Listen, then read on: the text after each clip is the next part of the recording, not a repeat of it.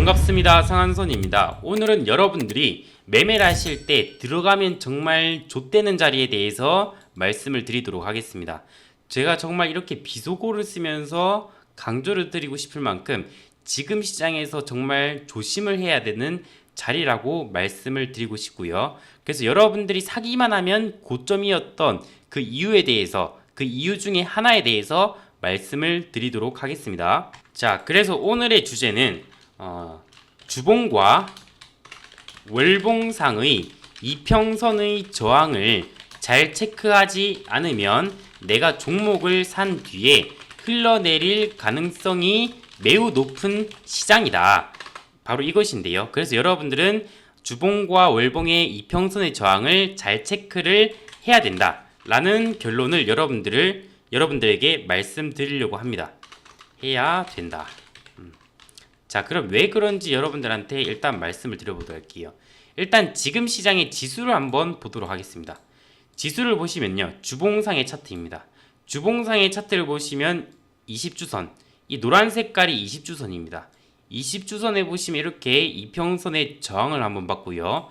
그 다음에 가도 또 이평선의 저항, 그 다음에 이평선의 저항이 현재 가까워지는 자리가 되었다라고 보시면 되겠고, 이게 코스닥 차트입니다.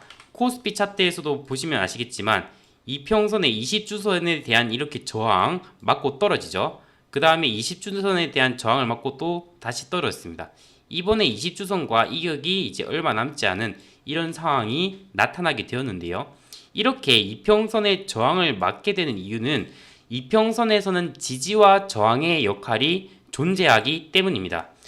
반면에 일봉과 분봉에서는 이 지지와 저항의 역할이 좀 더 속임수 패턴이 많다고 한다면은 주봉과 월봉 패턴에서는 이 속임수가 굉장히 적고 지지와 저항이 순수한 경우가 많습니다.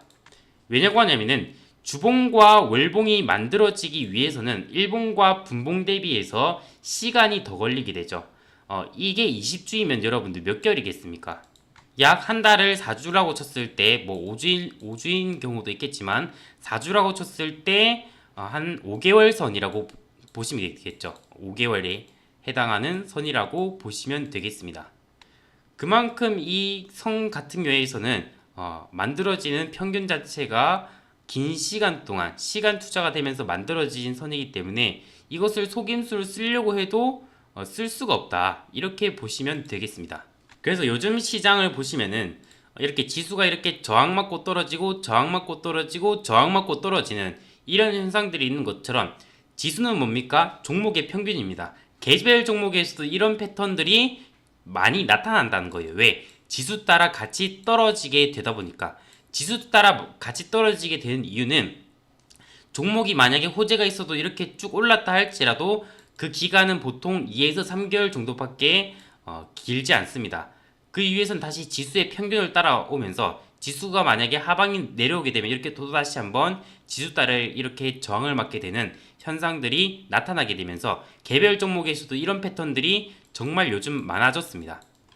그래서 요즘은 이렇게 저항대를 여러분들이 조심을 하셔야 된다, 이렇게 보시면 되겠습니다. 그러면 실제로 종목 사례를 한번 보도록 할게요. 자, 국제약품이라는 종목 보겠습니다. 국제약품이라는 종목을 보시면 60주선입니다. 이 초록 색깔 선만 딱 봐도 여러분 딱 어떻습니까? 딱 한 번도 돌파하지 못했죠. 종가상, 꼬리 말고 종가. 종가라는 것은 이렇게 캔들이 선을 덮은 그런 모습이 나타나지 않았죠. 그런 식으로 이렇게 저항을 계속 맞았습니다.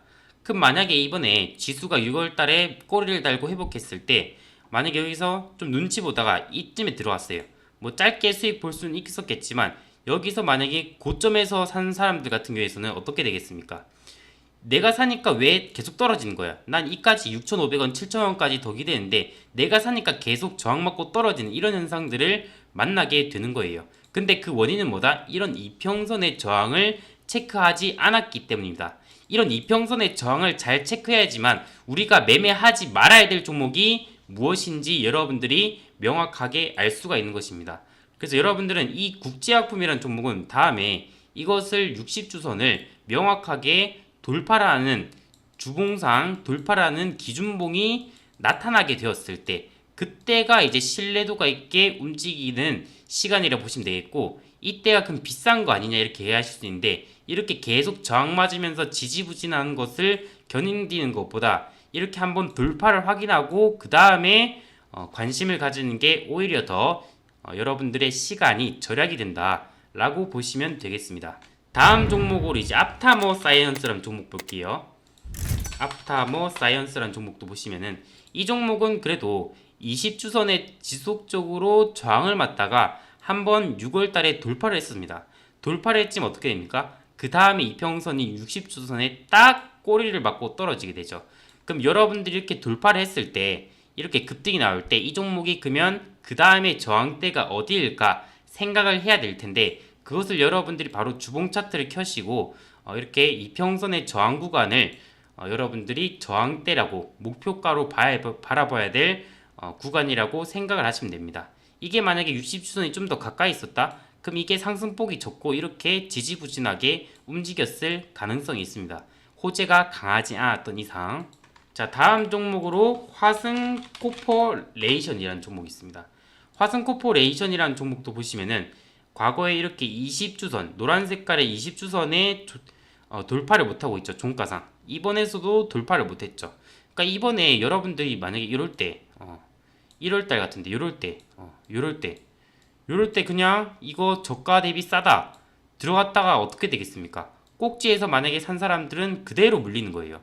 꼭지에서 산 사람들은 바로 그대로 물리게 되는 자리가 바로 이렇게 이평선의 저항대라고 보시면 되겠습니다. 그러니까 이렇게 꼭지에서 이렇게 들어간 사람들은 뭐겠습니까?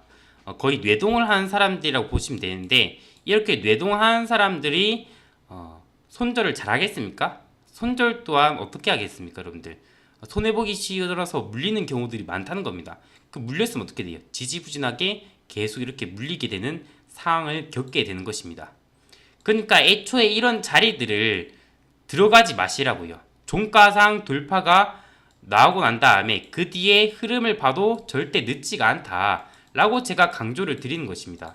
그러니까 지금 시장은 이런 종목들이 너무나 많아요. 여러분들이 차트를 돌려보신다 하더라도 이런 종목들이 너무나 많기 때문에 안 하면 안 했지 그냥 피하는 게 낫다고 생각합니다. 남광토건이라는 종목 보겠습니다. 남광토건이라는 종목도 명확하죠.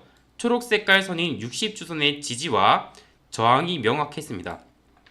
이만큼 상한가 갔다 해서 쭉 추가적인 반등 기대했다가 어떻게 됩니까? 딱 60주선의 저항을 맞고 떨어지게 되는 거죠. 과거에서도 이런 이력이 있었죠. 그러니까 요즘 시장은 급등할 때 호재가 별다르게 강하지 않다 보니까 고가까지 간다 하더라도 이렇게 쭉 떨어지게 되는 경우들이 많아요. 왜? 이것을 이 60주선을 뛰어넘을 만큼 재료 자체가 부족하기 때문에, 재료가 있다 하더라도 그 모멘텀 자체가 이 60주선을 뛰어넘을 만큼 강력하지 않기 때문에 이런 현상들이 나타나게 되는 것이라 보시면 되겠습니다. 자, 바이오로그 디바이스라는 종목도 딱 보이시죠? 20주선에 대한 명확한 저항이 존재하고 있죠. 이렇게 저항을 받고 계속 떨어지고 있습니다. 그러니까 이게 좀 올랐다고 해서 여기가 바닥권이라고 해서 쭉 들어갔다가 어떻게 되겠습니까? 더 밀리게 되는 거예요. 이런 케이스들이 이렇게 이평선 저항으로 여러분들이 걸러내실 수가 있다고요. 그럼 이 종목은 나중에 계속해서 이제 저가가 잘 안 낮아지고 있잖아요. 나중에 이렇게 20주선을 돌파하는 캔들이 나올 텐데 그때 보셔도 늦지 않다 라고 여러분들한테 말씀을 드리고 싶고요. 최근에 보시면 유니온이라는 종목도 있는데, 유니온이 펠로시가 대만에 이제 방문을 하자 이렇게 반등이 났었는데, 근데 그 반등의 힘이 딱 어디에 저항받습니까? 딱 보면 여기 초록색깔 선 60주선에 저항을 맞고 있죠. 이 저항은 종목마다 좀 다른 성격이 있습니다. 어떤 종목은 20주선, 어떤 종목은 60주선인데 또 어떤 종목은 뭐 10주선, 종목마다 좀 다른 성향이 있는데, 그건 여러분들이 종목의 이전의 흐름들 이렇게 분석을 해보세요. 60주선에 계속 저항 맞고 떨어졌구나. 그럼 이거 60주선에 저항 맞는 종목이라고 여러분들이 생각을 하시면 되는 겁니다. 그러니까 이 종목은 반등을 한다 하더라도 여기를 넘지 못했잖아요. 그러니까 여기를 일단 1차적인 목표가로 잡아야 됐던 거죠. 그리고 한 다음에 재료가 이슈가 더불어서 미중 갈등이 심화가 되면서 여기를 만약에 돌파할 수도 있는데, 그때는 이제 돌파는 이 1년치의 저항을 약 약 한 8개월치의 저항을 돌파하는 거기 때문에 그때는 또 신뢰도 있게 이 돌파를 보셔도 된다. 언제? 주봉상 이런 돌파가 나왔을 때 그때 보시는 게 좋다고 생각이 들고요. 자, 여기까지가 저항 사례였고요. 그럼 이제 여러분들이 이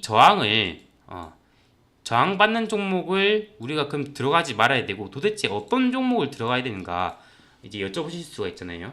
자, ST큐브라는 종목 보겠습니다.